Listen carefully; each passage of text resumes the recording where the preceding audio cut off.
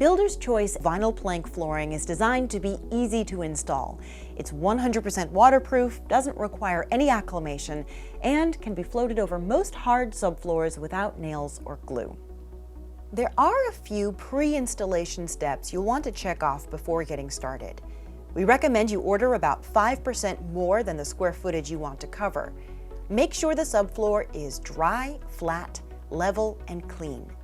Planks can be laid over most concrete, wood, ceramic, or existing vinyl, but carpeting should be removed. If testing shows your subfloor has moisture issues, cover it with an appropriate moisture barrier. Also, when installing, always maintain a 1/4 inch expansion gap between walls and any fixed vertical objects like door frames, cabinets, and pipes.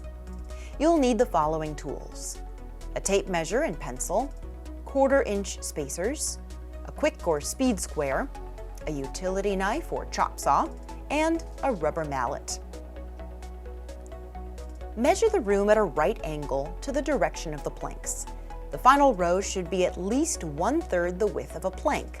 This means your first row may have to be ripped lengthwise to a smaller size. Start with a cut plank at least 8 inches in length. Place the 1/4 inch spacers against the wall, and starting from the left when you're facing the wall, position the first board with the exposed lip facing you. Next, select a plank at least 8 inches longer, place a spacer against the wall, and connect the 2 planks by angling the second down slightly so that it lies lengthwise in front of your first piece. Ensure the long side of the plank fits snugly with no gapping. Select an uncut plank and backfill it against the wall, just to the right of the first piece.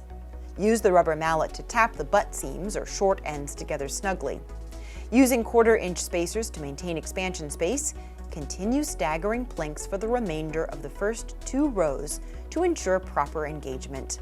It's very important that the first 2 rows are straight and true. When you get to the opposite wall, you'll need to trim your plank. Place the 1/4 inch spacer against the wall and measure your cut. Mark the plank, and using a quick square and utility knife, score the plank and snap.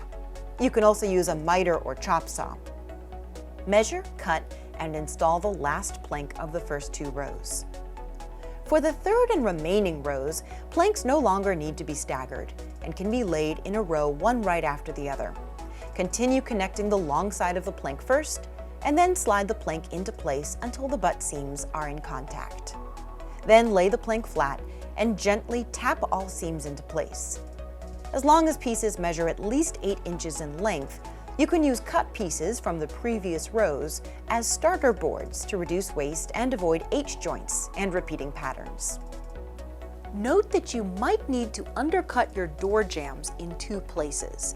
To do this, place a scrap piece of flooring next to the door frame, and with a multifunction tool, remove just enough material to allow the flooring to pass underneath.